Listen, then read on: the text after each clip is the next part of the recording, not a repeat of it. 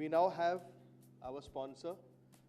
He is a very big man, but he doesn't look like a big man. He's very down to earth. Can I have Altaf on stage over here? Thanks, sir. Altaf, welcome to Indian Networker, which is the initiative of Jam with Sam. Altaf, you can see he's from Kaspersky. They are one of our sponsors for this evening. So tell me, Altaf, something about yourself personally.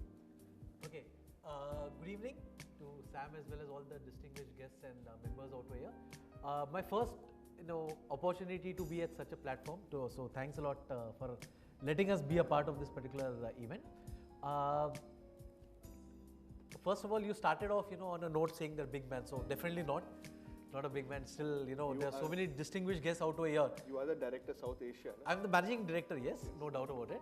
But still, I've got to learn a lot of things from people like you and a lot of my friends out over here as well. So anyway, thanks for that. The question you asked something about myself. I am a true Mumbaiite, married, living in Mumbai for the last 41 years. I started my career selling antivirus software along with one of my colleagues out over here, Zakir, who was also my boss in the company which made antivirus software called Red Alert. So it has been 20 years I've been in the same industry selling IT security solutions. Now currently associated with one of the largest privately held companies, Moscow, Russia-based company called Kaspersky. We are into antivirus. Our claim to fame is that Sachin Tendulkar is our brand ambassador. So one of the good things, two good things that I've done is obviously one, getting an opportunity to be here and also to meet Sachin and know him quite well. So that's what is in a nutshell about what I've been doing as far as my career and personal life is concerned. Tell me something about Kaspersky. We are a Moscow headquartered company. We are run by an enterprising entrepreneur called Mr. Eugene Kaspersky, who started this company around 17 years back in a room, of 3 or 4 people, including his ex-wife. And today we are more than 3,000 team members, and I am a part of the 3,000 plus team member. We have operations across the country. I had the operations for South Asia, which is India, Sri Lanka, Bangladesh, Nepal. We have a team of 20 odd people. We sell through partners, we sell through distributors, and we use a lot of networking platforms, where we can communicate what are the kind of solutions we have. And today, when you use a computer, one of the things which is there by default is antivirus software. So we provide the basic level protection or the security for you to make you able to surf the net, to copy files, send emails, use your computer, and protect it against viruses. That is what we do. We protect the world. So it's end-to-end, right from your mobile to maybe an enterprise server? Yes. Cover the whole gamut? We have solutions, which start from your phones definitely, also for your USB drives, also for your servers, for your tablets, also for your appliances. Like Kaspersky has got the maximum number of OEM tie-ups in this world today. A lot of corporate houses use Blue Coat appliances, they use Cyberome, etc. etc. Kaspersky engine is also part of it. So we are across the board, right from your smartphones, your laptops, tablets to your desktop servers and enterprise servers as well. There's a lot of things I was reading recently about something called as ransomware. Yeah. Where somebody comes in and you get an email and then he says, you pay me $200 to get back my data. Yeah. So what is this In fact, stuff? I'm sure, my colleague Zakir as well as Nityanand, who's been in the IT security business for a while, will agree that this ransom thing has been going on, since ages. Okay. Even when I started my career, there used to be programs which used to pop up on your computer saying that, we have detected or we have taken control of your machine. If you don't pay us X amount of money, we will just wipe out the data. That time, it used to be just a hoax. Okay. Today, it's a reality. Okay. Today, there are a lot of programs. Like today, you use a laptop, I use a laptop, I use a smartphone. You may never know that you may already be having some program installed on your computer, which we call as a malware, which may be copying your data, which may be keeping a track of what you key in on your phone or on your tablet, and at regular intervals it may be sending that information back. So even though it's not giving a pop-up that we are holding your data or whatever, you're still being made a victim of this kind of malware writers. It's still happening today. So that means if you have an antivirus and properly updated, so this can be prevented? Yes. In fact, all the antivirus software which are there in the market today, if you keep updating them, that is how you'll basically be protected against these malwares, number one. Number two, I am a user. When I use the computer, I get a pop-up saying that, for example, your Adobe Acrobat needs to be updated. Please update. Okay. Most of the time, I am a user. Most of the time, I always say remind me later.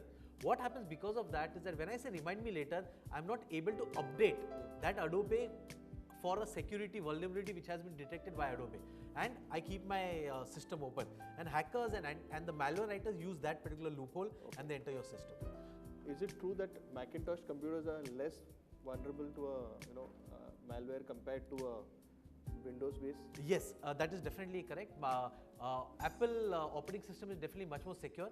It is much more less prone to malwares and this kind of ransomwares and all. But again, I said it is just less. There's a misconception that if I use a Mac, I'll never get infected. It doesn't happen that way. Okay. In fact, today when I use a Mac, okay, I use removable storage device from my Mac to my colleagues which use a Windows or whatever. There's a chance that the malware or the ransom or the these kind of programs, bad programs can get copied onto your system as well. And there have been instances of viruses and malwares being written specifically for Mac machines, including your iPhones as well. Okay. Tell me some mobile banking. A lot of us are doing mobile banking on a phone. Yeah. And what are the chances of, because I've seen people just keep on downloading stuff from Android store, Play Store, which is like free, chalo ye download karo, and especially kids. What is the chance of a malware, that product, because Apple is very, very critical about what comes on their store, while Android is a bit more easier. So what is the chance of malware entering your phone and you're doing banking transactions? So what is the what can be the effect of that? Yeah, as he rightly said, we go, like if I use an Android tablet or Android phone, I download a lot of programs. All the programs give me a warning, do I agree to the terms and conditions? We never read it. We just say accept.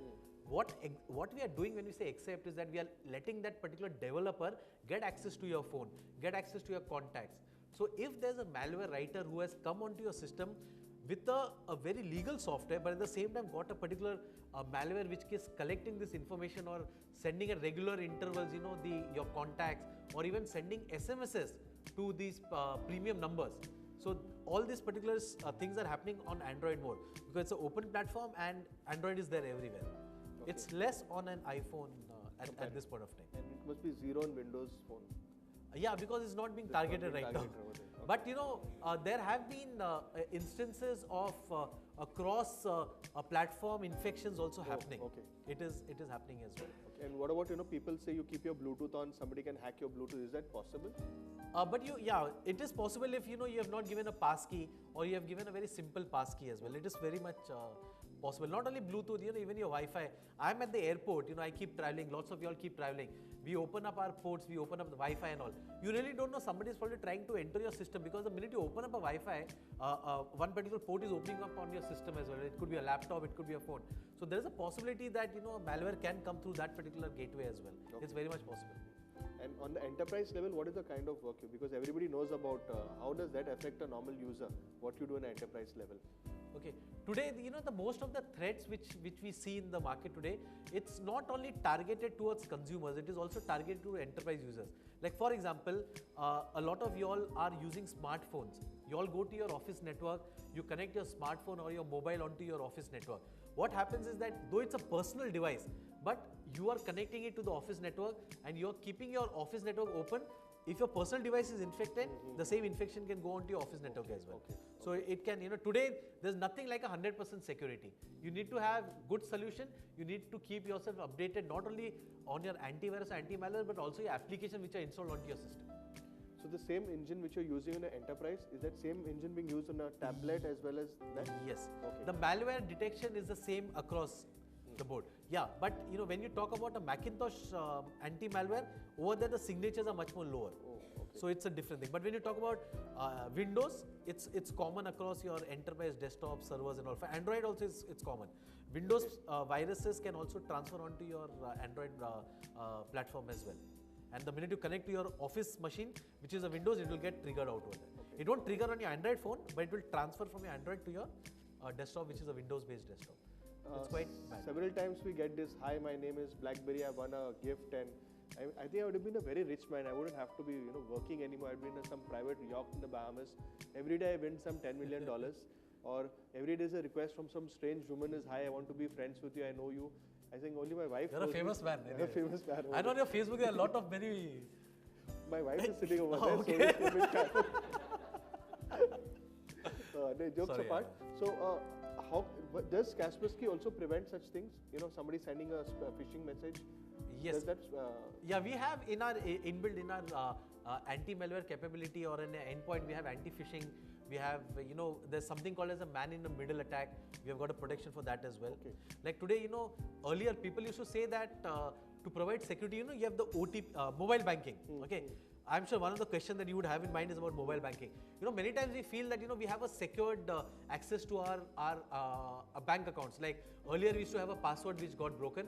Then we had this OTP, which is a one-time password. Today it has been proved that one-time passwords can also be broken. A person, a malware writer can come onto your phone. It can create the same kind of platform on another phone or another device, and it can keep getting these OTP passwords before it reaches your phone onto that particular device. Wow. So it's like, it's scary. It's really scary. I don't want to scare you, but it's scary. So that means you should not do online banking. No, you should definitely do online banking. There's no doubt about that. But at the same time, you need to ensure that what is the kind of platform protection that you have from your supplier. Like today, if you're using an Android phone, okay, and on an Android phone, you download a mobile app of a Citibank or any bank for that matter, you need to make sure that you have a proper security solution on your phone as well. That is how you'll get protected.